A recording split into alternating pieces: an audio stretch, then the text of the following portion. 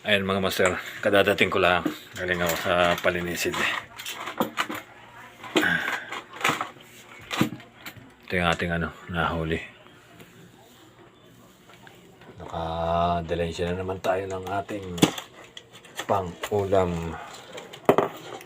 Tama-tama at yung ating nahuli ng nakaraang gabi ay paubos na. Ayan.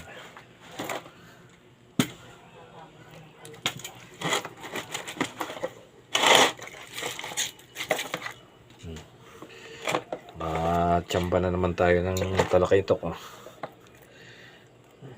Laki na naman, laki.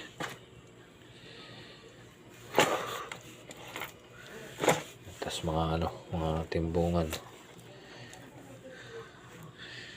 Okay. Up.